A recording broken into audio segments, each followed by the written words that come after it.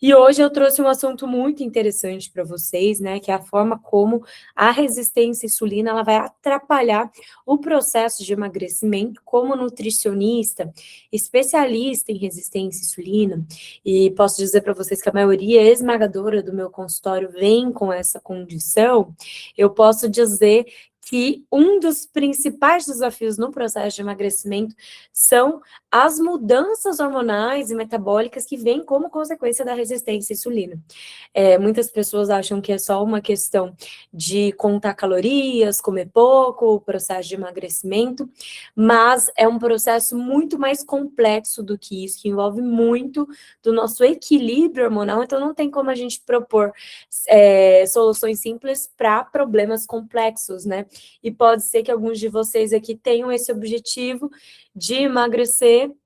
Então, a ideia dessa aula é explicar um pouquinho como essa resistência à insulina pode atrapalhar o processo e também o que vocês podem fazer para destravar esse processo de emagrecimento, né? Já que a gente não quer ficar estagnado aí na perda de gordura, acumulando cada vez mais gordura também, o que só vai aumentar o problema e o ciclo dessa resistência à insulina, né? Então, é uma relação bidirecional ali. O que eu quero dizer com isso? O engordar piora a resistência à insulina, mas a resistência à insulina também piora o engordar. E muitas pessoas desenvolvem primeiro a resistência à insulina antes de começar a ganhar peso também. E esse ganho de peso vem influenciado por essas questões hormonais associado a um excesso de calorias, né? Então, acho que a primeira coisa que é muito importante a gente ter em mente é que o que mais de evidência científica, né, robusta, o que mais tem peso no processo de emagrecimento é, de fato, o déficit calórico, ou seja, consumir menos calorias do que a gente gasta através da dieta. Eu vou dar um exemplo para vocês. Eu tenho um metabolismo basal de 1.400 calorias. Isso significa que para sobreviver, o meu organismo gasta 1.400 calorias em repouso. E gasto mais, em média, 400 calorias com as minhas atividades diárias. Musculação, as atividades que eu faço no meu dia a dia, no meu trabalho, caminhadas, coisas que eu faço em casa, né? Se eu dou uma organizada, que eu gasto 400 calorias a mais do que esse gasto que meu corpo tem para sobreviver. Então, eu tenho um gasto energético total de por volta de 1.800 calorias. Então, se na minha dieta eu consumo 2.000 calorias, eu estou em superávit calórico, ou seja, consumindo mais calorias do que eu gasto, portanto, esse excesso vai se acumular na forma de gordura. Agora, se eu consumo 1.400 calorias na dieta e gasto 1.800, eu tenho um déficit de 400 calorias, e aí o meu corpo, não conseguindo obter essa energia suficiente para um dia através da comida, ele vai começar a movimentar os meus estoques de gordura como fonte de energia. E esse é o mais importante para o emagrecimento. Você consumir menos calorias do que você gasta. De todas as evidências científicas que a gente tem, isso é o que vai ter um peso maior no emagrecimento. É importante, então, nessa aula, vocês terem isso em mente. Déficit calórico é muito necessário para o emagrecimento. Tem muitas pessoas, por exemplo, que nessa linha da resistência à insulina, começam a zerar os carboidratos da dieta, mas exagerar muito em proteínas e gorduras, e esses macronutrientes, apesar de não ter carboidrato, também tem valor calórico. E aí pode ser que você esteja extrapolando muito as calorias da dieta através desses outros nutrientes, e isso também vai resultar numa dificuldade no processo de emagrecimento. Então, esse controle calórico, ele também precisa existir, né? E esse é um ponto muito importante da gente entender aqui, né, já que a gente está falando sobre emagrecimento nessa aula. Deixa eu responder uma dúvida da Adriana. Boa noite. Ana, o que fazer quando não se pode fazer atividade física porque está operada? Tenho resistência à insulina e obesidade. Adriana, a gente tem os pilares fundamentais ali, né, para melhora da sensibilidade à insulina, e muitas vezes a gente não consegue equilibrar todos os pratinhos, se dedicar a todos esses pilares. Então, o seu foco tem que estar em fazer o seu melhor. Poxa, já não estou fazendo exercício físico, que é um componente essencial, porque o músculo, ele é o principal captador de glicose, E quanto mais músculo a gente tiver e mais a gente exercitar esses músculos, mais fácil fica para o nosso corpo utilizar a glicose, né? Mas já que você não consegue, por uma limitação aí cirúrgica, você vai ter que se dedicar muito bem aos outros pontos. Então, exposição solar, se possível, sono de qualidade, dieta com controle da carga glicêmica, com bom aporte de proteínas em todas as refeições, manejo do estresse. Então, quando não der para fazer tudo, faça o seu melhor naquilo que você consegue, e com certeza isso vai fazer muita diferença. A gente não tem que pensar numa rotina ideal, né? Mas sim, dentro das necessidades, uma rotina possível, né? No nosso dia a dia.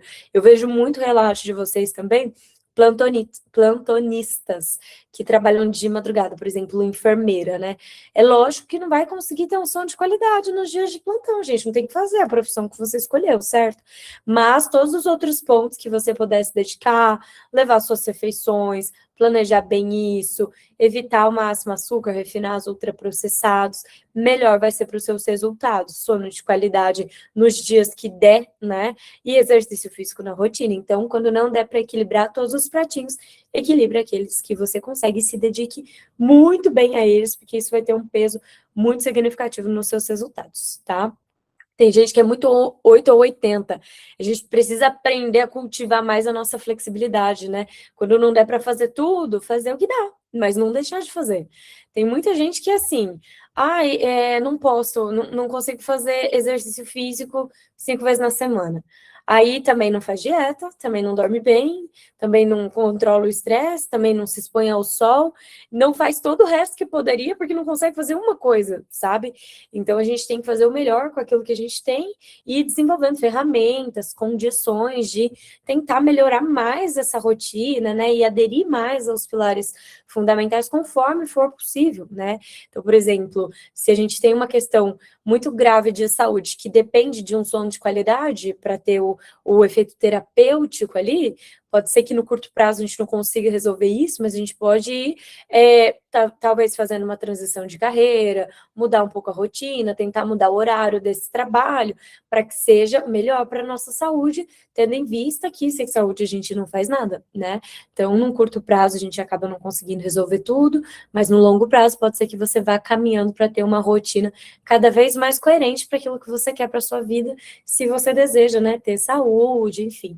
Eu gosto muito de dar o exemplo do meu noivo. Ele tinha uma desbiose intestinal muito importante, influenciada por restrição de sono, trabalhou em terceiro turno, inclusive, por muito tempo. E é muito importante a gente ter um sono de qualidade para regulação da microbiota intestinal, função intestinal adequada, tudo mais. Ele é magro, nunca teve problema com relação a se manter magro, mas convivia com desequilíbrios intestinais importantes, influenciados por esse sono de baixa qualidade. E ele sabia, né, que aquilo era ruim para ele, mas era importante naquele momento ter aquela rotina de trabalho.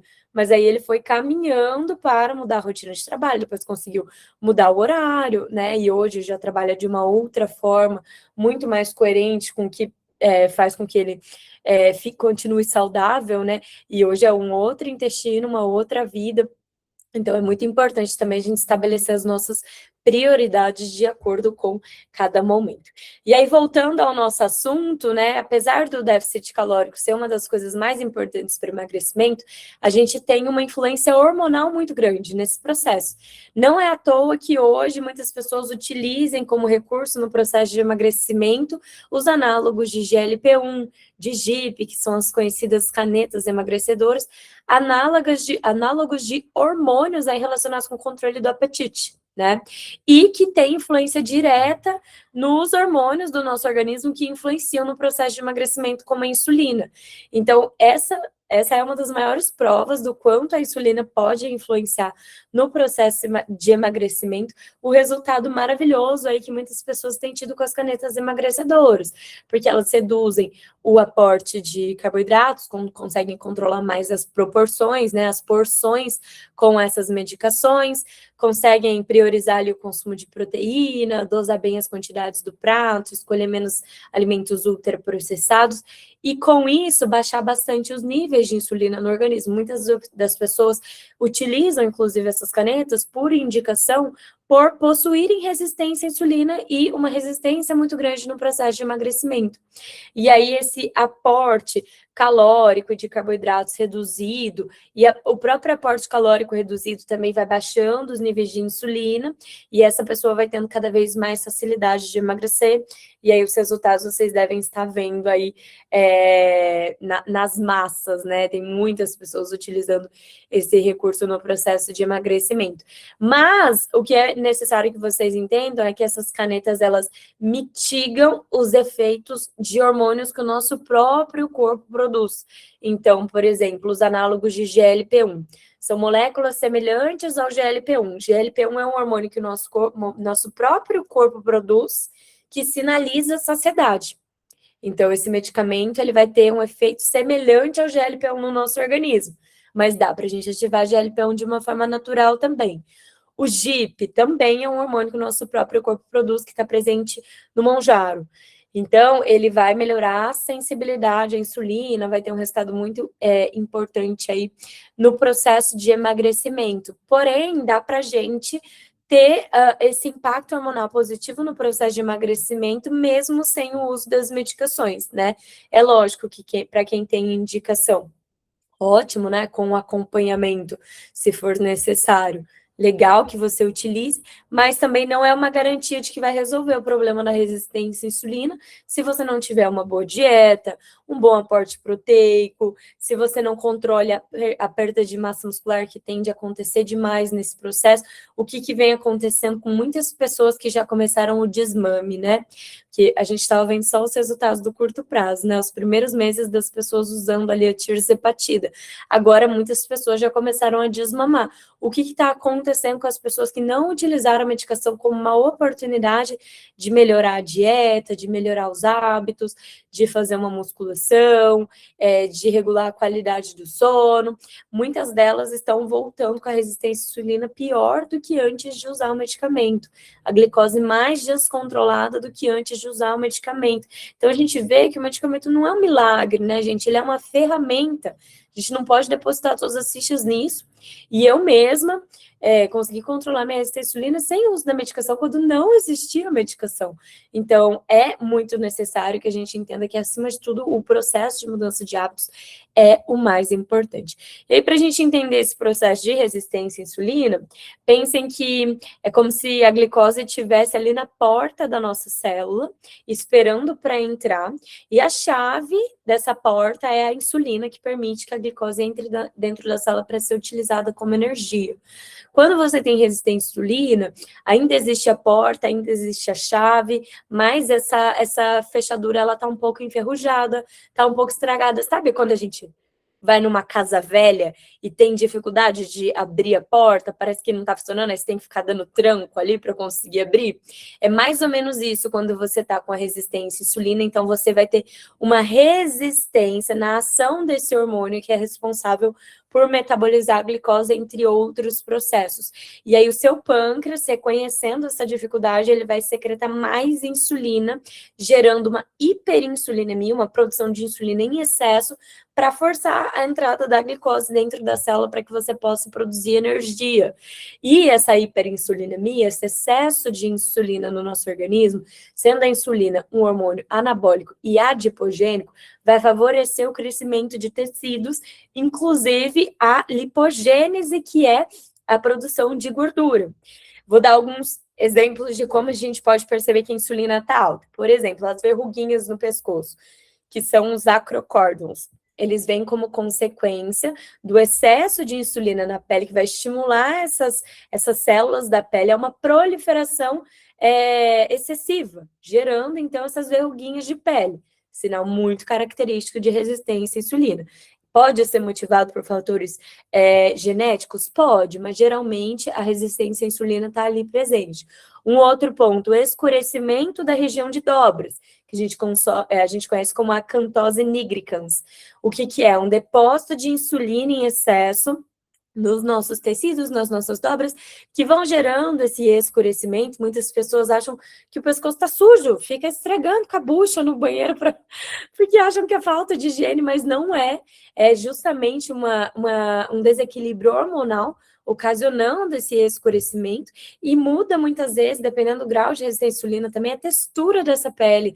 Ela fica uma pele mais heterogênea, uma pele muitas vezes mais, uma pele russa, né, que a gente fala, pele mais seca. Você percebe que a textura da pele ali naquela região onde tem o escurecimento tende a ser diferente também, formar umas ondinhas, assim como se fossem pequenas estrias. Então vai depender muito da pessoa, do grau de resistência à insulina, mas é muito importante a gente ficar atento a isso.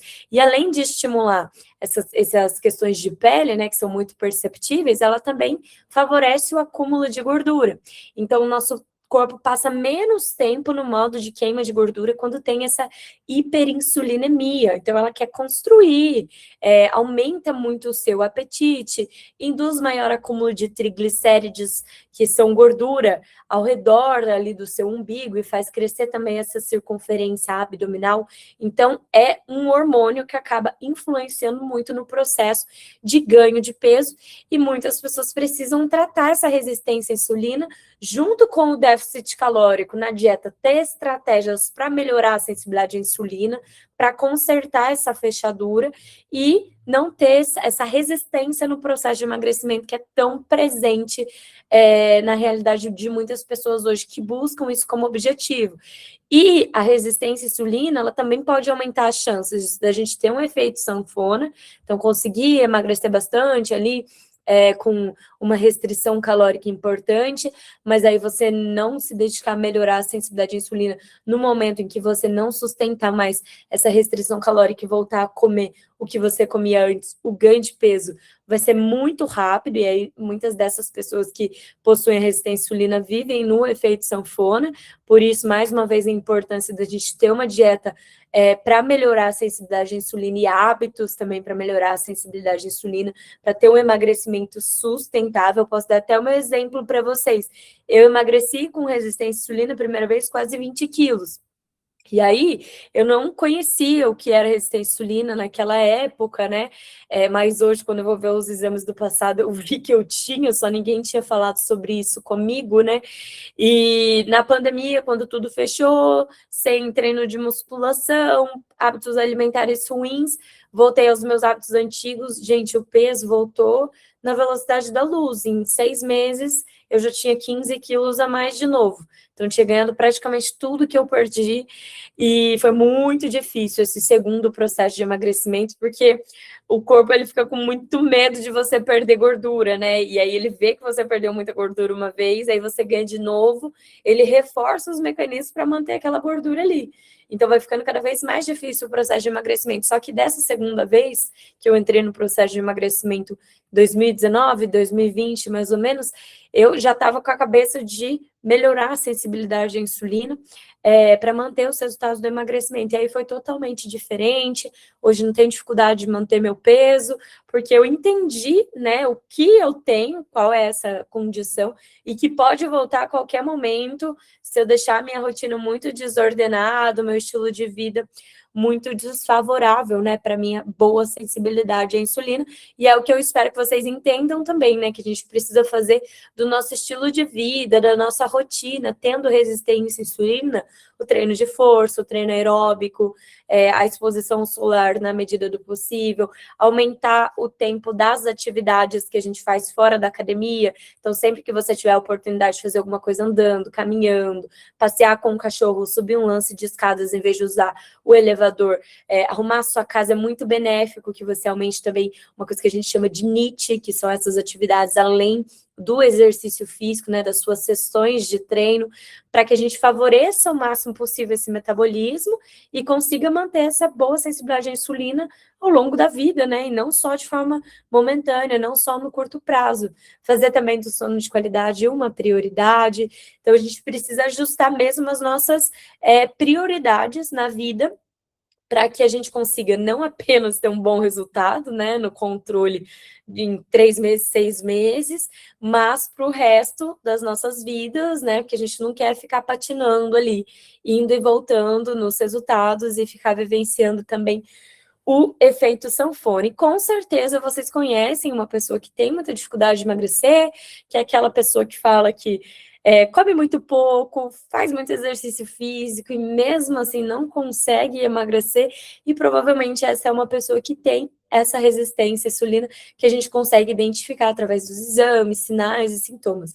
É bem característico da resistência à insulina, maior acúmulo de gordura abdominal, inclusive essa pessoa pode ter um depósito de gordura abdominal desproporcional aos outros membros, então muita gordura ali no centro, né, muita adiposidade central na região do tronco, abdômen, costas, flancos, braços, e as pernas bem fininhas, é um sinal de todo esse desequilíbrio metabólico, essa piora da relação cintura-quadril, né? Então a gente precisa olhar para isso como um sinal de desequilíbrio metabólico.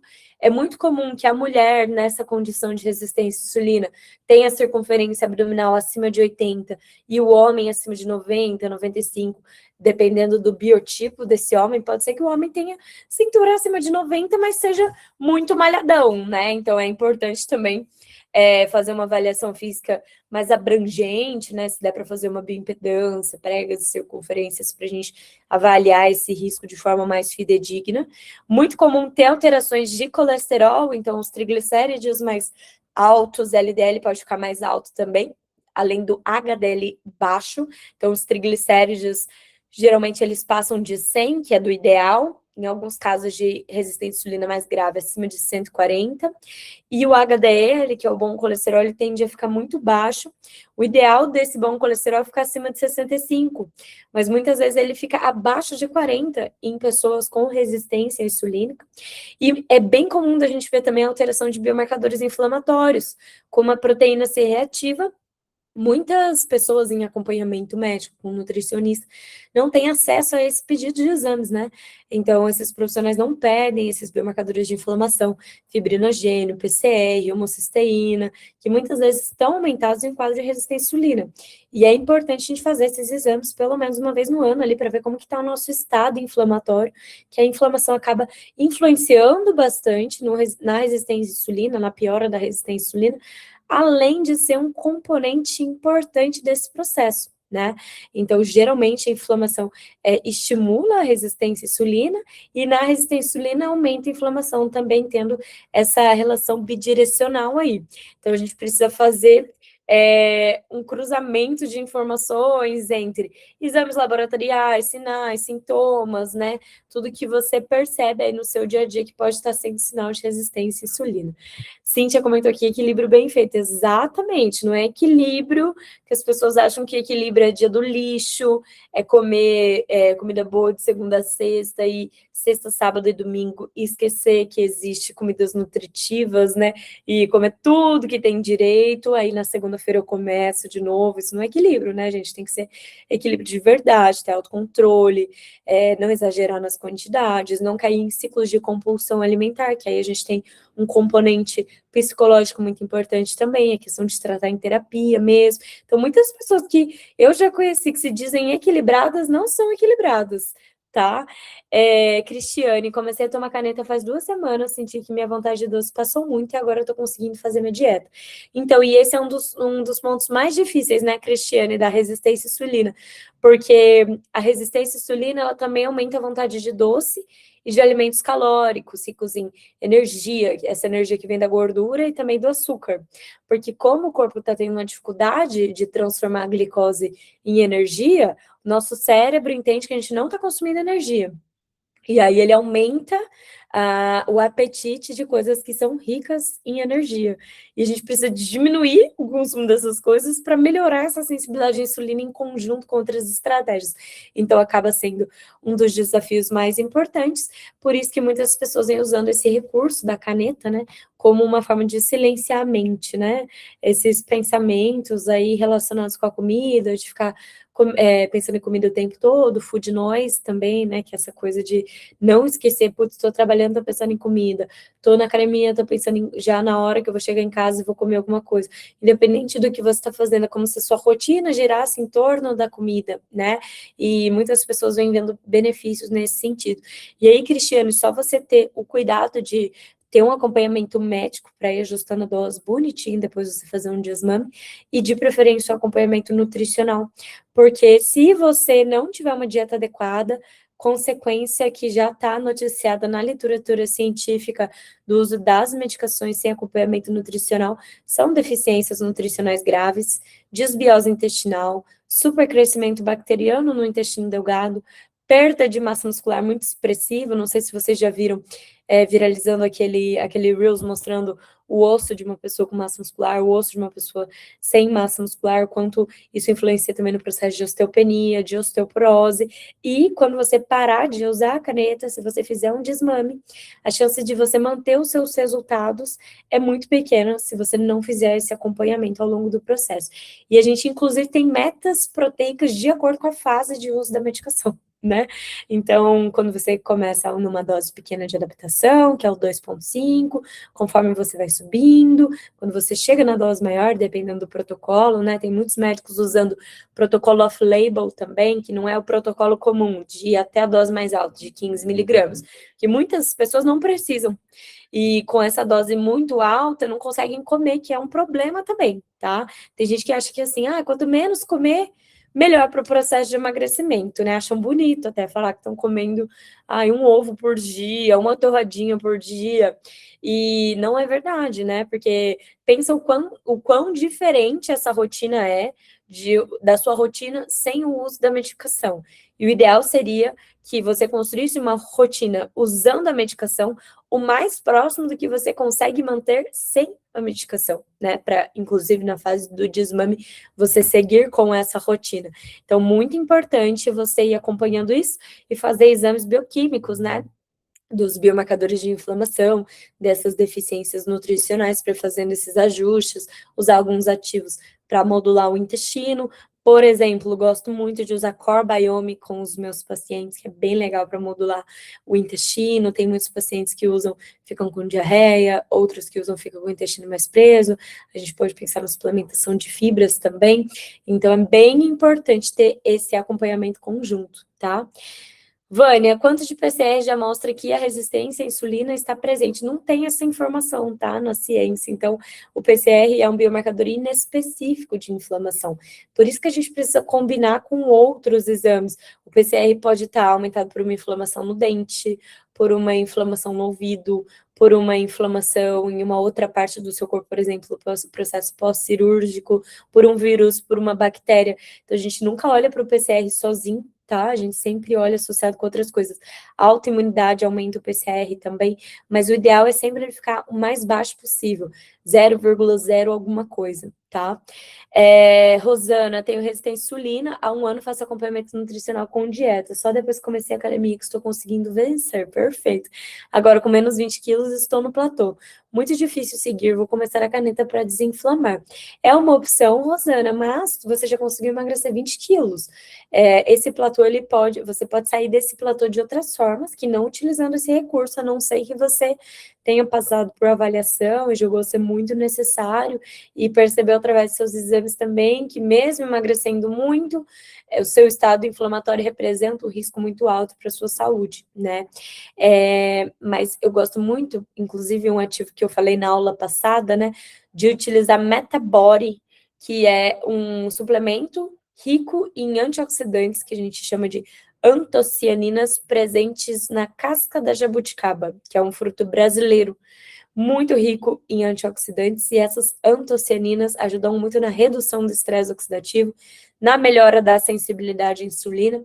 E por que eu gosto tanto de usar esse ativo com os pacientes que entram no platô? Porque tira o paciente do platô. Até paciente que está usando a medicação, né, as canetas emagrecedoras, e dão uma estagnada na perda de peso, eu entro com esse ativo na suplementação e voltam a perder peso. Então, é bem legal você fazer essa tentativa também, até pensando no custo, né, que é mais barato do que você usar uma caneta. Denise, quais os principais marcadores de inflamação? PCR, fibrinogênio, homocisteína, leucócitos, tá? Lá no hemograma completo, exame muito simples da gente fazer, os leucócitos, eles costumam estar mais aumentados em pessoas cronicamente inflamadas. E aí os valores ideais, eles ficam entre 4.500, 6.000, 6.500.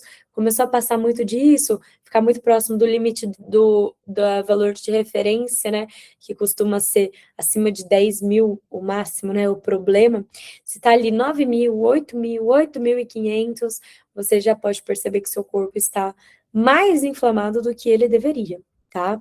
E velocidade de hemossedimentação também é muito legal de fazer, também é o biomarcador de inflamação. Cris, qual é o nome do suplemento e como usar, por gentileza?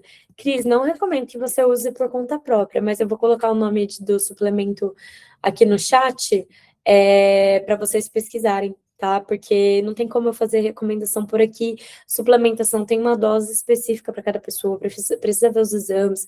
Por quanto tempo utilizar também faz muita diferença, mas dá uma pesquisada nesse ativo que é bem legal e foi desenvolvido na Unicamp, que é uma faculdade aqui do Brasil mesmo, super interessante.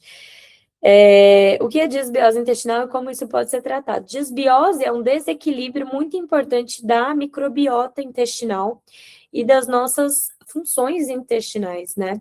Tem vários tipos de disbiose, então não tem um único tratamento, viu, Rosana? Eu sei que vocês não gostam dessas respostas, mas eu sempre gosto de falar isso. Não tem como a gente propor soluções simples ou respostas simples para problemas complexos. E dentro dessa complexidade, disbiose intestinal é uma das mais complexas de serem tratadas. Geralmente, inclusive, a gente faz exames para ver que tipo de disbiose, como tratar, o que seu corpo está digerindo mal, o que está faltando, o que está em excesso. Tem exames intestinais muito específicos para a gente fazer, né? Coprológico funcional, calprotectina fecal, Indicam, elastase pancreática, são exames muito legais para avaliar como está a função desse intestino, entender que tipo de disbiose, o próprio teste de supercrescimento bacteriano também, o teste de SIBO, é muito legal que a gente faça, especialmente se você tem sintomas gastrointestinais que se repetem muito todos os dias, independente de uma alimentação saudável. Então, disbiose tem muitos tipos.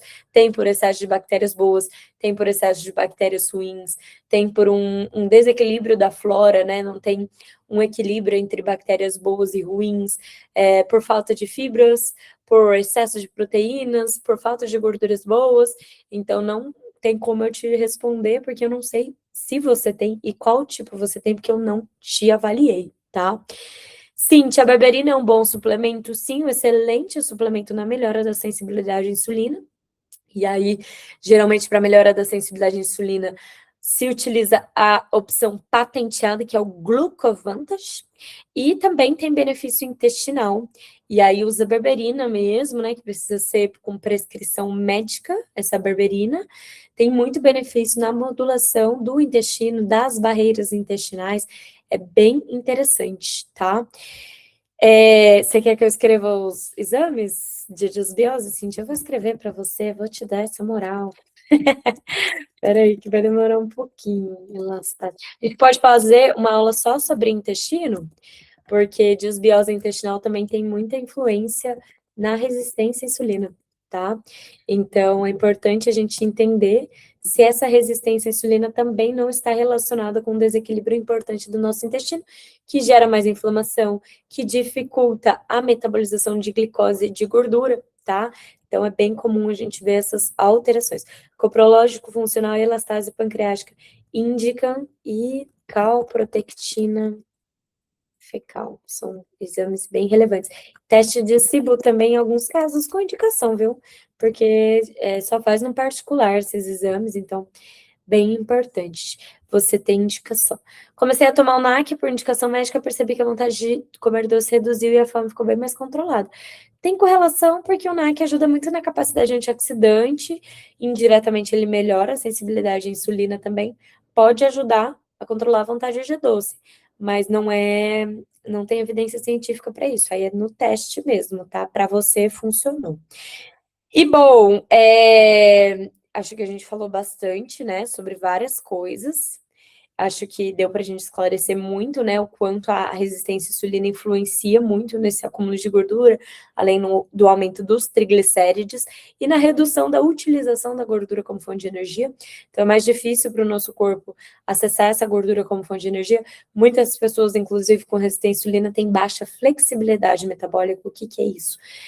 Ensinar o corpo a utilizar tanto gordura quanto glicose como fonte de energia. A gente tem esses dois mecanismos, mas em grande parte das pessoas está adormecido esse mecanismo, porque só usa glicose.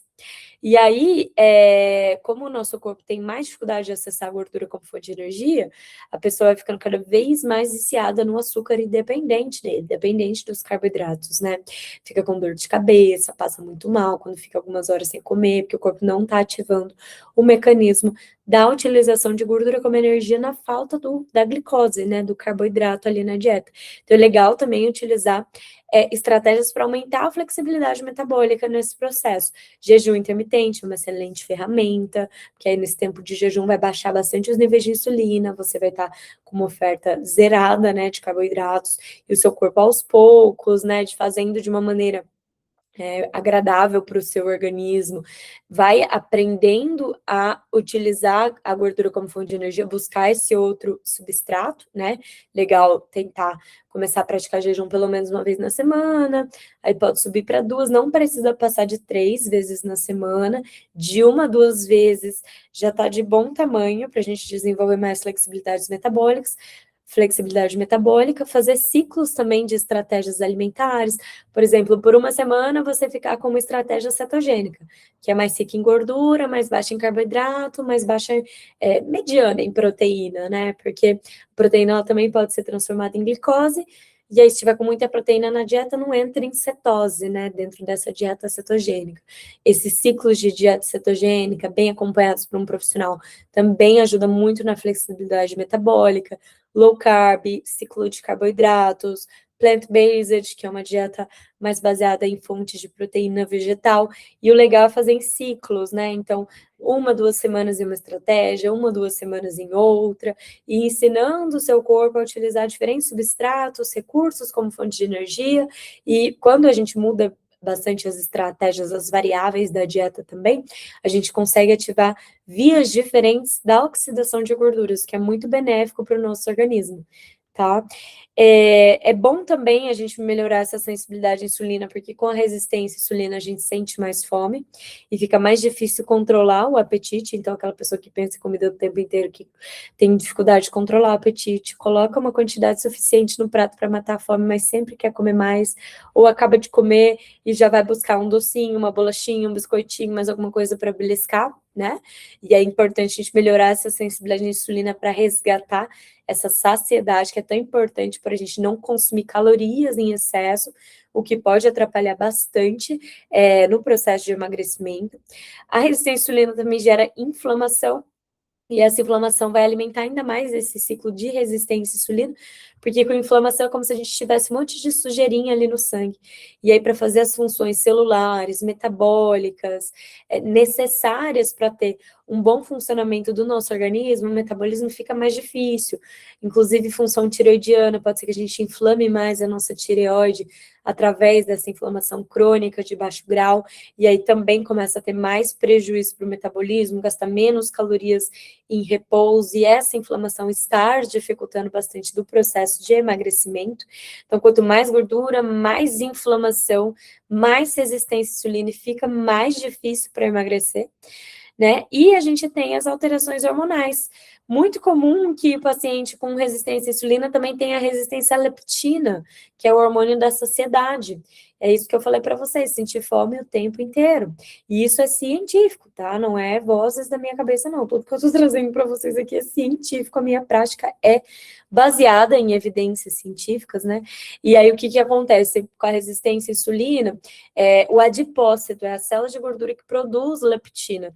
E aí, ele começa a acumular muita gordura.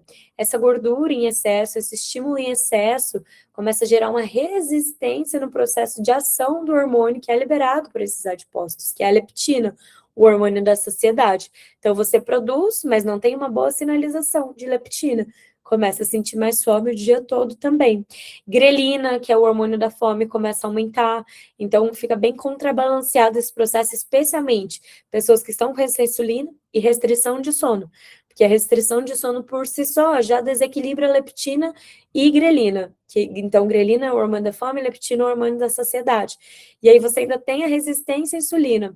E o sono também desequilibra os níveis de açúcar no sangue. Então, o problema hormonal fica pior, a resistência no processo de emagrecimento fica mais presente e vai ficando cada vez mais difícil para você conseguir perder os quilinhos aí que você tanto deseja e obter o seu processo de emagrecimento. Então, é muito importante que a gente se atente à qualidade da alimentação, né, para a gente, inclusive, respeitar a ordem dos alimentos, começar pela proteína, pela fibra, para controlar os picos de açúcar no sangue. Quanto menos açúcar a gente libera no sangue depois de uma refeição, menor é o pico de insulina. Isso favorece muito esse equilíbrio, né, da insulina no nosso organismo, vai reduzindo essa hiperinsulinemia, o corpo volta mais rápido para o modo de queima de gordura. Proteína adequada, porque a proteína é uma das principais responsáveis pela sinalização de GLP-1, que é o hormônio da saciedade.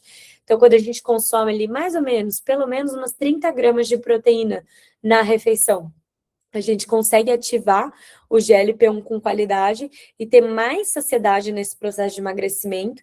Muitas pessoas se apegam só à caloria. Vou comer só uma torradinha porque é baixa em caloria. Vou comer um Magic Toast com requeijão light porque eu vi que tem poucas calorias. Mas você não se dá conta do quanto isso não traz saciedade para você. E aí, apesar de fazer uma refeição baixa em calorias, aquela refeição não mata a sua fome, não sinaliza saciedade. E aí, a tendência de você comer mais ao longo do dia, ou no final do dia, né, acumulando essa necessidade, essa fome, essa falta de proteínas é muito maior. Aí, no fim das contas, você vai consumir mais calorias ainda, porque você não fez refeições com mais saciedade.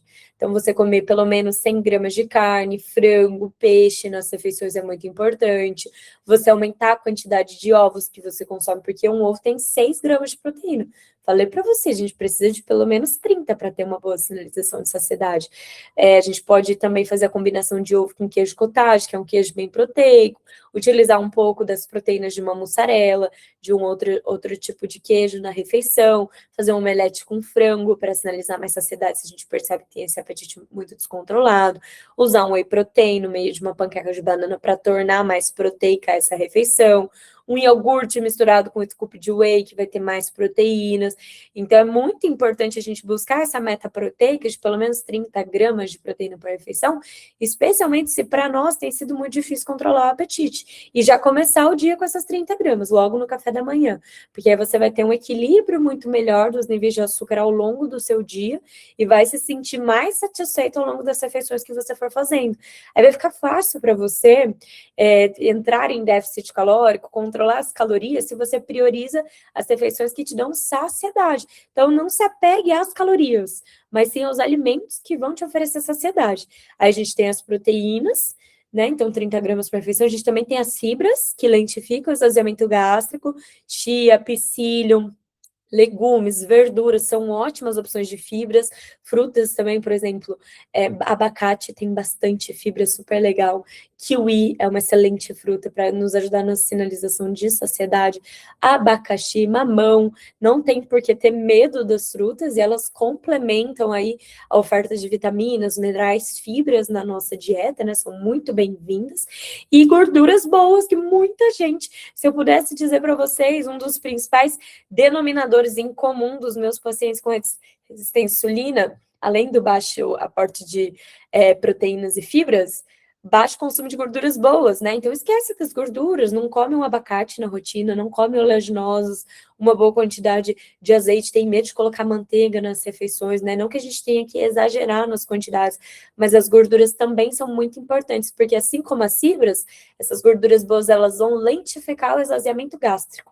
Então a comida vai passar mais tempo sendo digerida no seu estômago, com esse bom consumo de gorduras boas ao longo das refeições, por isso que é legal a gente ter um equilíbrio entre carboidratos, proteínas, gorduras e fibras nas refeições que a gente faz, e com isso você vai ficar satisfeito por mais tempo, vai chegar na próxima refeição sem tanta fome, não vai precisar exagerar tanto assim nas quantidades, e vai se tornar uma realidade para você, sem perceber, controlar mais as calorias da dieta, porque você está focado em refeições que dão saciedade para você e não só nas calorias, tá? Então, esse é um ponto muito importante. Terceira coisa é o treino de força, né? Como eu falei para vocês, o músculo, ele é o maior captador de glicose, então precisa ser uma prioridade de todas as pessoas o quanto antes fazer exercício para ganhar massa muscular e para exercitar os músculos que essa pessoa já tem. porque a gente vai captar bastante glicose. Uma das principais causas de resistência à insulina é acúmulo de gordura no tecido muscular. Então, a gente só pensa na gordura no fígado, né? Mas também pode ter gordura acumulada no músculo. E uma forma da gente evitar esse risco, né? Evitar que isso esteja acontecendo com a gente é exercitar bastante esse tecido, né? Sono de qualidade para equilibrar os hormônios relacionados com fome e saciedade, equilibrar os níveis de açúcar no sangue, modular o nosso cortisol, que é o hormônio do estresse. Melhor ferramenta e mais barata que a gente tem é o sono. E muitas pessoas negligenciam isso, né? Menosprezam o poder que uma noite de sono bem dormida pode ter na rotina. O ideal para nós adultos, dormir entre 7 e 9 horas por noite. E a qualidade faz a diferença. Então, a gente passar por todos os estágios do sono com qualidade. E isso a gente consegue se deitando antes das 10h30 e, de preferência, fazendo uma rotina ali que sinalize relaxamento, vai induzindo esse sono, você tomar um banho quente antes de dormir para reduzir a sua temperatura corporal basal, evitar atividades que exigem muito da sua capacidade cognitiva à noite, então você ficar com as atividades mais tranquilas, para que você consiga realmente promover esse relaxamento necessário para induzir um sono mais profundo e reparador. A qualidade nutricional da dieta também, porque se você não consome boas fontes de triptofano, magnésio, alimentos que vão modular a GABA no seu organismo, que dá uma relaxada global no seu organismo, seu corpo fica em constante estado de alerta. Mais um motivo para você não focar só nas calorias, mas no aspecto qualitativo da sua dieta. Oferecer muitos nutrientes ao longo das refeições que você faz para ter esse sono de qualidade, tá? Estresse, né? Então, o estresse aumenta os níveis de cortisol, que é o hormônio do estresse, e esse cortisol ele piora também a sensibilidade à insulina, predispõe a maior acúmulo de gordura na região abdominal. Então, o nosso corpo, sob estado de estresse crônico, também fica mais resistente no processo de emagrecimento. Atividades físicas de forma geral, então você também pode encaixar exercícios aeróbicos, exercícios prazerosos na sua rotina, passeios com o cachorro, como eu falei no começo da nossa aula, aumenta muito as atividades que você faz além das suas sessões de treino, né? Então, se você tem disponibilidade para fazer uma coisa andando, para que ir de carro? Se você pode arrumar sua casa, por que não, né? Aumentar o seu gasto energético fazendo isso. Dar uma caminhada no parque no final de semana, em vez de ficar deitada na cama o final de semana inteiro vendo Netflix. Vai lá, dá uma caminhada, dá uma gastada de energia, depois você deita para ver Netflix, tá tudo certo também. Dá para a gente ter mais equilíbrio nessa rotina. E a melhora da resistência à insulina através de todos esses hábitos juntos e muito bem-vinda também suplementação, que foi o assunto da aula anterior, né? Muitas coisas que a gente pode usar para melhorar essa sensibilidade à insulina através da suplementação, Metabody, resveratrol, ácido alfa-lipoico, N-acetilcisteína, ômega 3, creatina pode ter um efeito positivo também nesse sentido. Muitas ferramentas que a gente pode utilizar nesse processo. Gosto muito do jejum intermitente também para esse desenvolvimento de flexibilidade metabólica, então a gente tem muitas cartas na manga que precisam ser utilizadas de forma bem direcionada, né? Então, a resistência à insulina, em síntese, ela dificulta o emagrecimento, porque diminui a quebra da gordura corporal, né? Que é a lipólise. Então, a lipólise é a quebra. E o que a resistência à insulina faz é estimular a lipogênese, que é a produção de mais gordura. Então, a gente precisa aí melhorar essa sensibilidade à insulina para ter o emagrecimento. Aumenta o armazenamento de gordura corporal, inclusive faz aumentar os nossos triglicérides. Os triglicérides lá no nosso perfil do colesterol, eles são uma reserva de energia na forma de gordura dentro das nossas células.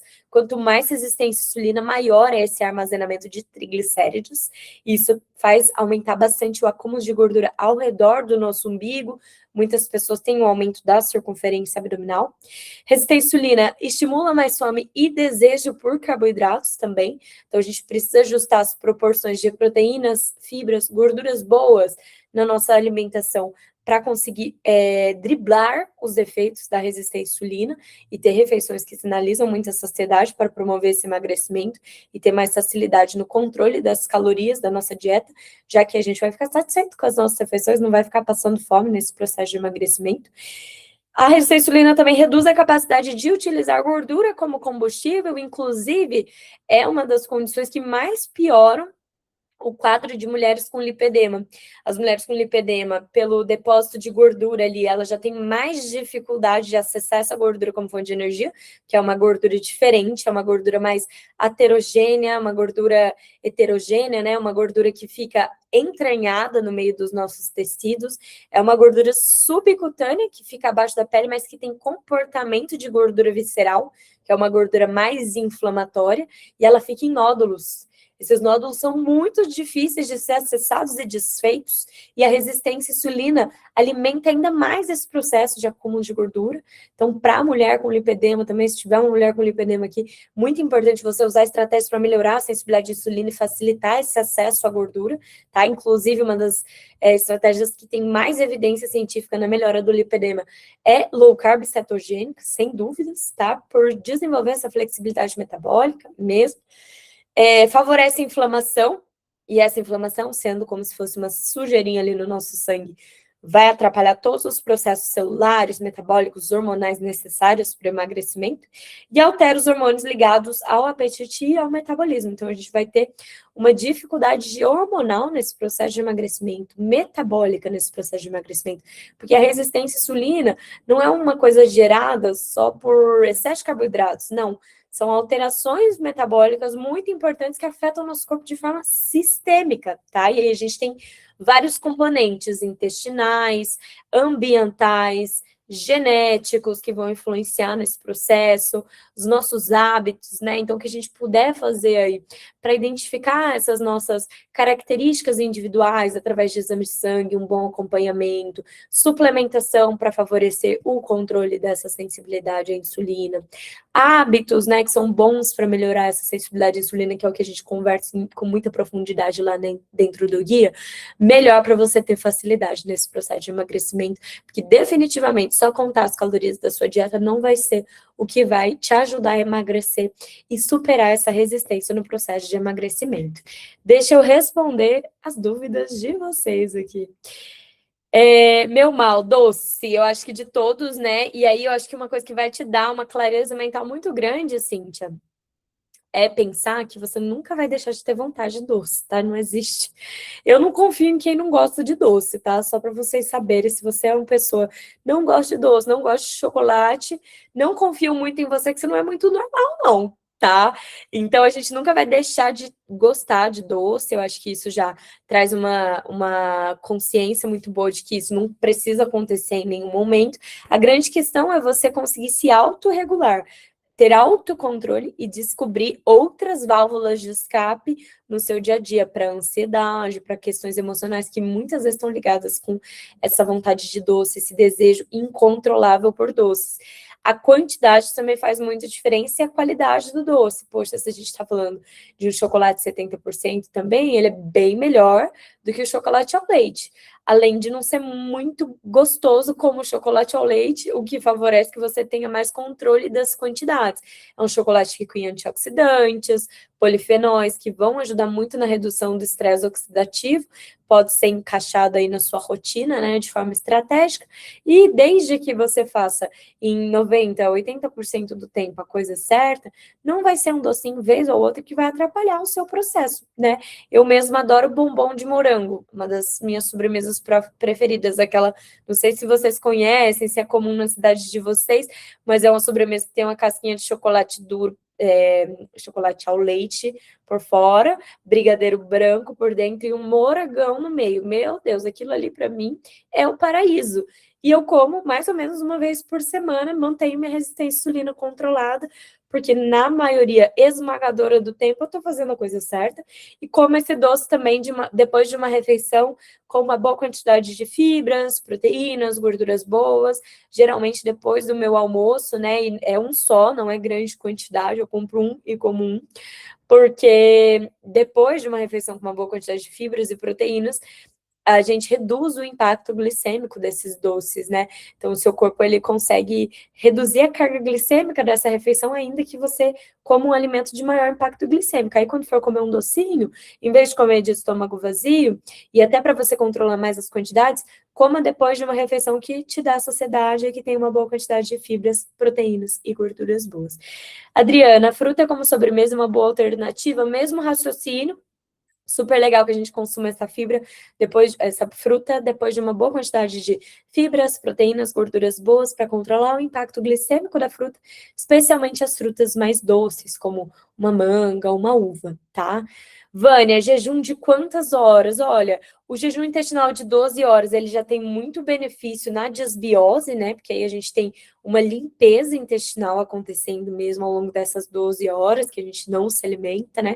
Então, a gente dá a oportunidade do nosso corpo fazer uma limpeza desse intestino durante esse período. Um exemplo muito bom é você fazer a última refeição por volta de 7 horas da noite. Eu recomendo sempre que os meus pacientes tentem se adaptar a se alimentar mais cedo, né? Fazer a última refeição mais cedo, 6, 7 horas da noite, por volta disso. O nosso ritmo circadiano diz muito sobre quanto isso é importante e significativo para a nossa saúde, boa digestão e tudo mais.